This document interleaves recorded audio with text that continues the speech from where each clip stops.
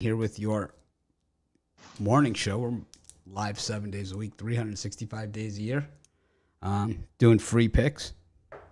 No excuses, just free picks. Had no NHL last night, just the NBA. Interesting game.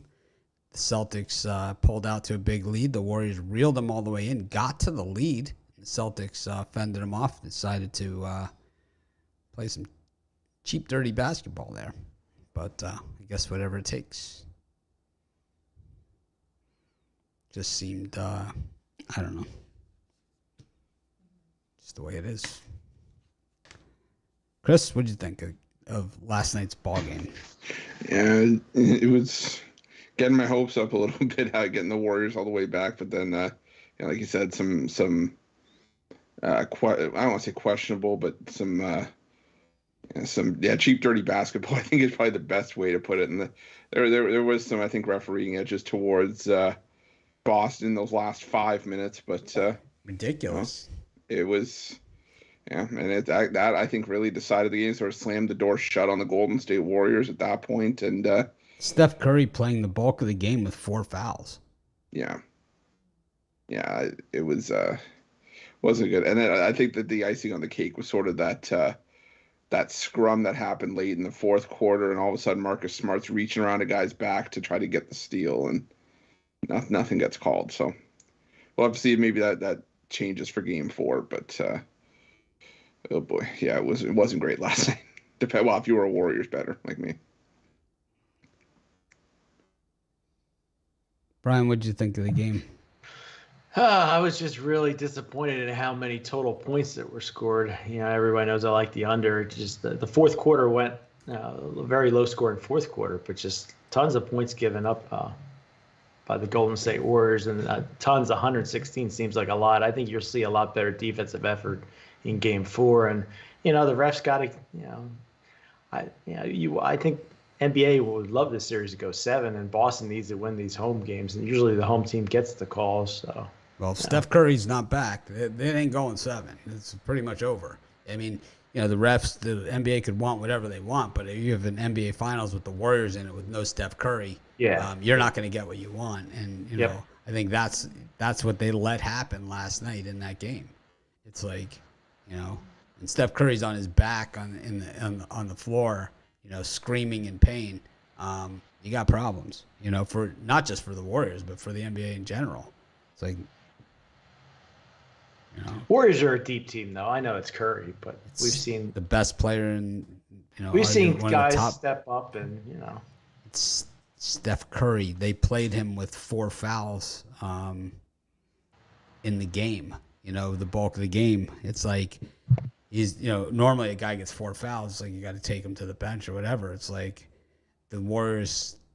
The reason why you leave him in there is because you can't afford to not have him on the floor. And it was like, the announcer even said, can you afford to have him on the floor with 4 fouls? And they're like, obviously you can't afford not to have him on the floor. So, I think that's part of it. Sammy. Anyways, that's my dog, Sam. He's recovering from his surgery. He's not taking to it too well. My wife has abandoned him going into the other room. So he's more sulking than in pain. But, of course, we wish Sam a speedy recovery. He's got a long road ahead of him.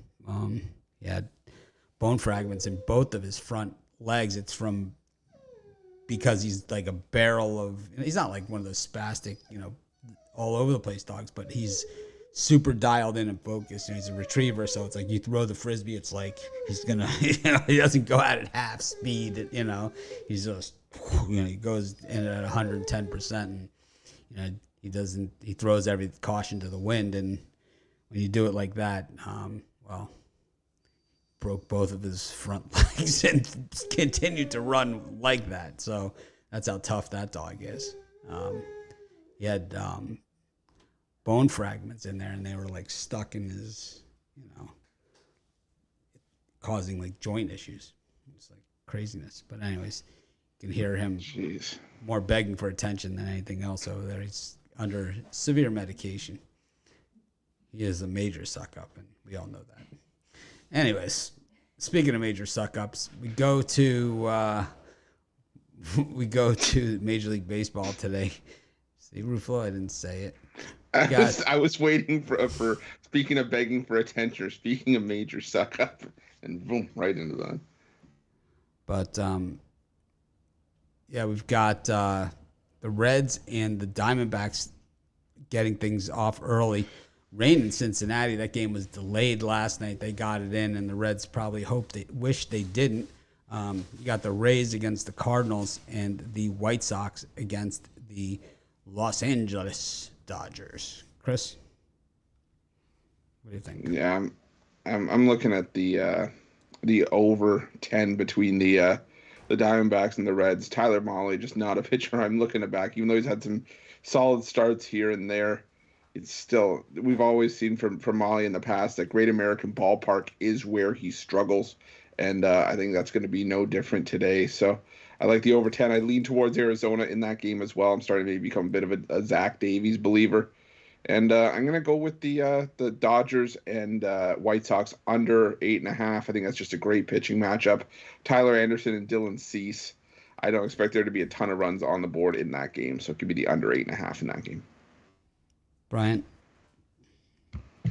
This is a tough card in general, and then at the top is not an easy one. I'm going to go with the over 10 in the Reds and Diamondbacks here. I know Zach Davies is off of 7 innings, I think shutout baseball, but that's not the Zach Davies I know. Zach Davies I know gives up a bunch of runs, and the Reds got shut out yesterday.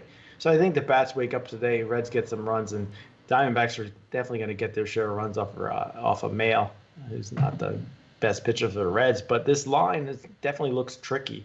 So for me, I'm going to back Cincinnati on the money line. I think they bounce back, and I'm going to take the over 10.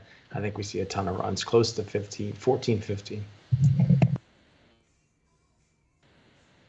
Yeah, it's the White Sox to me were disappointing yesterday. I thought that Johnny Cueto would pitch a lot better than that, and we know that the first ballot Hall of Famer, the expectations are going to be higher than what he delivered.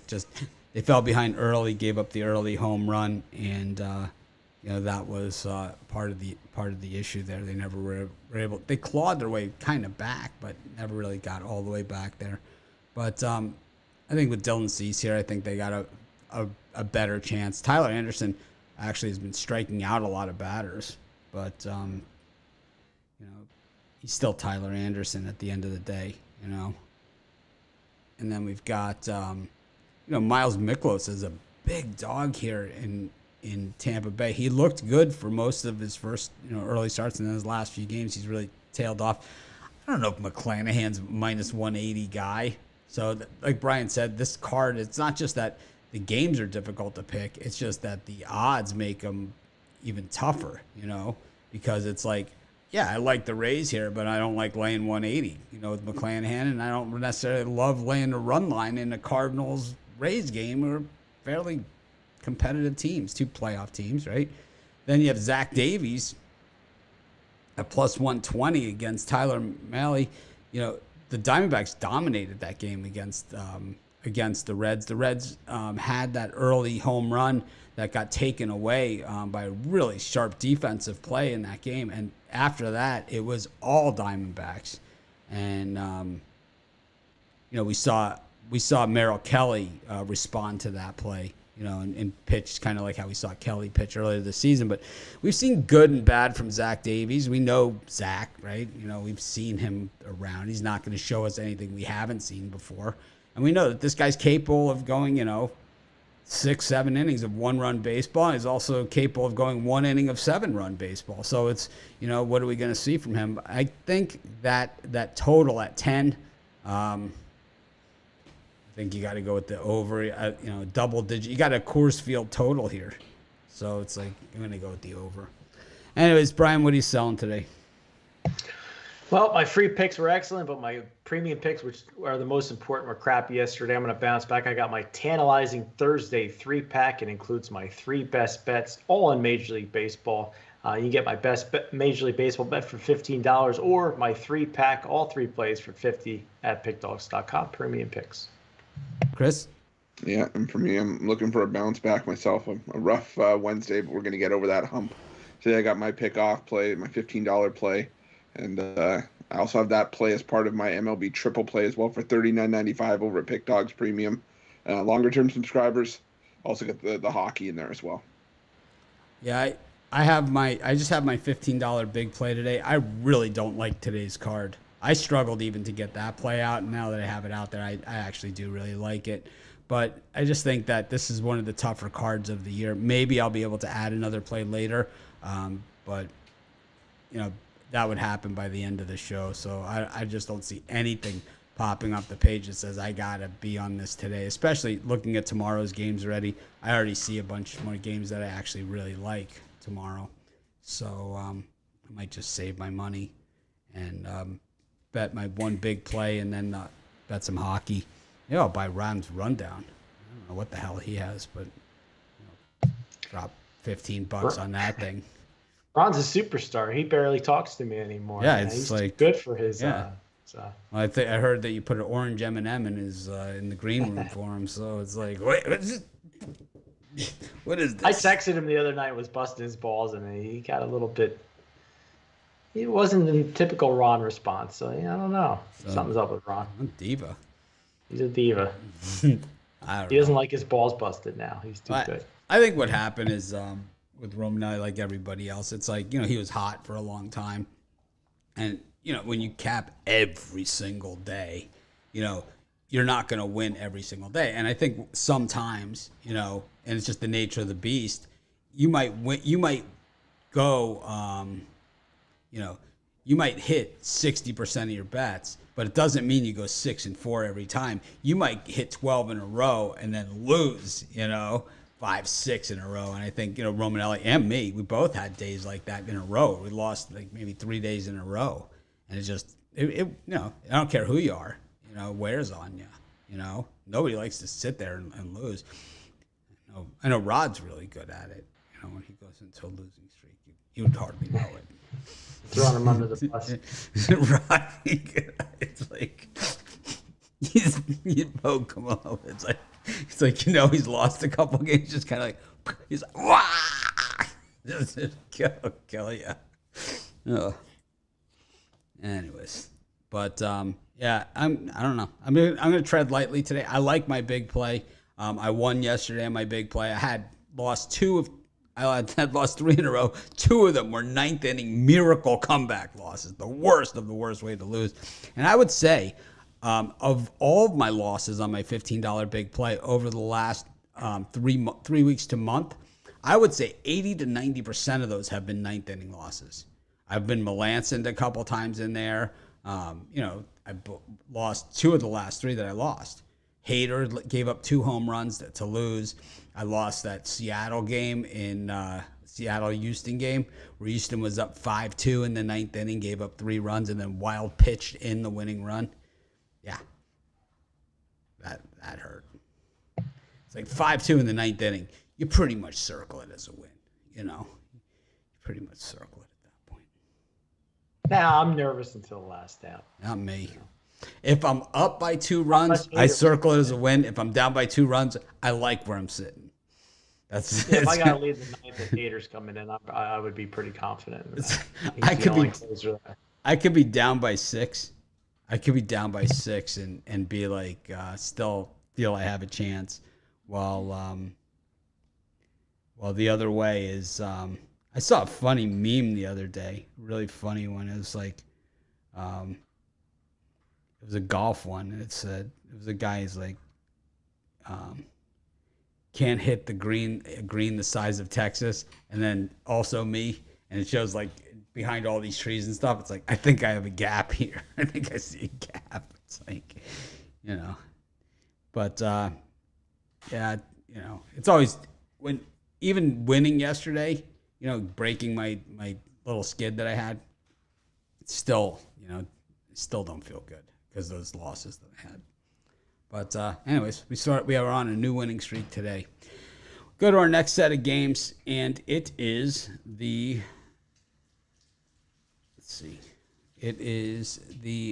Brewers and the Phillies. Man, Phillies took out the ugly stick and beat down the Brewers yesterday with Nola. Got the Giants and the Rockies. Gomber on the mound. And we've got the Marlins up against the Washington Nationals. It's a Steven Strasburg sighting. He is so he's pitched 27 innings since signing that deal. I know everyone loves that. Everyone knows I love to talk about the contracts. Let's talk about the Strasburg contract real quick. Make fun of Bryce Harper and his contract. Let's talk about the Strasburg contract. Okay, 7 years. He only makes, though, Brian, out of the 7 years, $240 million, right? 245. Guaranteed money. Okay, so whether he plays, doesn't play, puts on 10,000 pounds, How much whatever. Is that per year? Well, it's 35 million a year. Who would you rather have, Harper or Strasburg? Well, it depends. When the chips are on the table, when you're going to compete for a World Series, when you're competing for a World Series on the biggest stage, Bryce. Steven Strasburg performed. He was the World Series MVP. And on the biggest stage, Bryce Harper has fallen flat on his face. So if you want to win a World Series and you're willing to pay $245 million for that, well, then I'd rather have Strasburg. If you'd rather have some guy that's a hot dog, not a team player, who everybody hates and is just looks like an overall jerk, then I would take Bryce Harper. That's a jerk. It's easy for me to be an armchair quarterback and say that they wasted their money with Strasburg, but, They have a World Series. They won the World Series. As we sit right now, I'd rather have Harper on that contract than Strasburg. I mean, they're strapped now. Bryce Harper is going to come out. Bryce Harper is a cancer. He's never been on a good team because of him. He's terrible, man. What's that? That's a clown question, jerk. It's like you're a clown ball player. I mean, when he won that home run hitting competition, they watered down the field. Like, who were the participants the year he won the home run derby? It was like me and Ruffalo and Zawacki. It really was. It was like us three, and seriously, it was like us three with like Greg Maddux pitching, and Bryce Harper is like against Bryce Harper and his father pitching. That's really what that field was like. I mean, that's all he's ever done. I'm not saying he's a terrible athlete or terrible ball player, but he's terrible for your team because the teams he plays on do not win. I'm trying to see the field for that home run derby. Oh yeah, it was the most watered down home run derby field ever. It's like it was. Okay, so this is what it was. It was Brittler. Sorry. Who was it? Like three like shortstops or something? I mean, it wasn't actually a bad field, but it was just he won each matchup by 1 run. So it was Aguilar, Hoskins, Alex Bregman, Kyle Schwarber, Max Muncy, Javier Baez, and Freddie Freeman. Who were they supposed to have? Aaron Judge, Giancarlo Stanton. The guys that make this, the guys that are also making $35 million a year. They wouldn't do the home run contest. They did. The two best home run hitting contests ever were Mark McGwire and Sammy Sosa, right, at Wrigley, and then there was at Miami, it was Giancarlo Stanton and Aaron Judge. I mean, that was like the tape measure home run derbies. Who was in that one, Ruffalo? The Giancarlo Stanton, Aaron Judge home run derby. That was the epic. Oh, look. Bryce Harper, was he in that one? Stanton, another contract. Wasting money. Yankees. Are you talking about the year that Stanton won the derby, or was it recent? I'm trying to figure out if it was the recent, like the 2021 derby, or before that. The year that Stanton and Judge hit all those home runs in Miami. Yeah.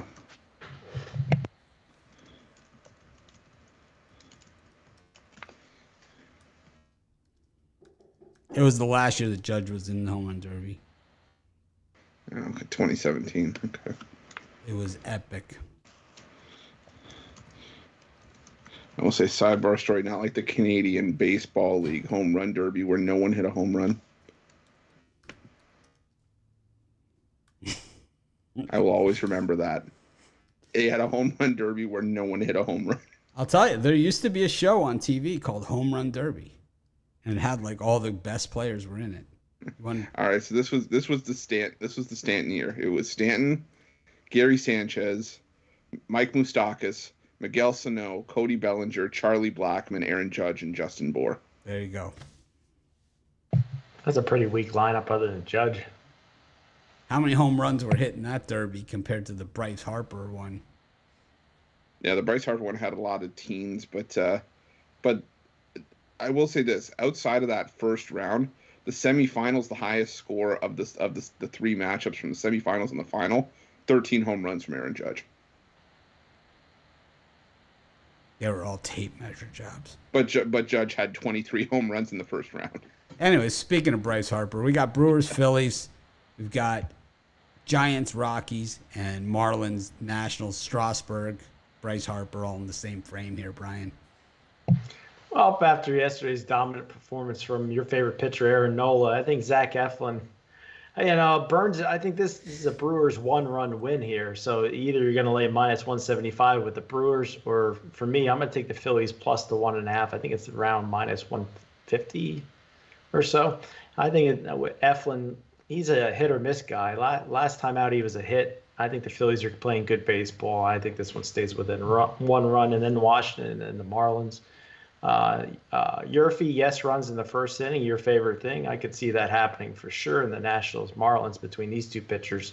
And I like the over 8.5. I think Trevor Rogers gives up his share of runs. And I think Strasburg, he's had good rehab numbers, but he doesn't pitch more than terrible. No, 1.88 and 3 rehab appearances for Strasburg. It's been terrible. Did you say Strasburg's been terrible? Terrible. I looked up his rehab numbers. His ERA is 1.88, but he doesn't go more than he averages about 4.2 innings in all 3 rehab starts. So I think it'll be a bullpen after the 5th inning for the Nationals. I think we see a lot of runs. I'll take the over. Chris? Yeah, for me, that Phillies game, Brian said Zach Eflin's been a hit or miss. He's been hit at home, but miss on the road, an 8.10 ERA away from home this season. But Corbin Burns struggled in his last couple home starts as well. I like the over 7.5 there. I like the San Francisco Giants on the run line. There's no starter announced. If the rotation pattern continues, it could be Logan Webb that gets the start here. He would be on regular rest, but that's a play for me just based on fading Austin Gomber, who's been absolutely terrible in his last couple starts. And I like the over in that Washington-Miami game as well. Dave Martinez said that there was going to be no limitation on Strasburg, but even when Strasburg leaves, he hands the ball over to a bullpen that has an 8+ ERA their last 10, an ERA just under 8 in their last 5, and Trevor Rogers, well, we all know how Trevor Rogers has done this season. He's been giving up runs left and right, so I like the over 8 runs in that game. I agree with you guys. I think the Nationals are, as a team, probably looking ahead to tomorrow's game when Eric Fede starts.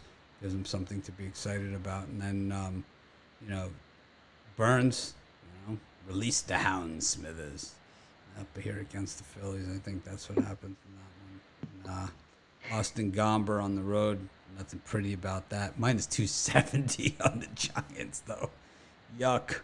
Like I said, a miserable card and a miserable day. It's like, I like the Brewers. I can't lay the run line. It's like, Strasburg, Rogers, good luck. And minus 270 on the Giants. I think I'd rather take a nap. Go to Josiah Gray's looked better. Where we were busting on him, but I think he's had 2 good starts. Well, speaking of Josiah Gray, Connor Pilkington gets the ball. I can't pronounce his name. Pilkington. Up against James Caprillion for Oakland.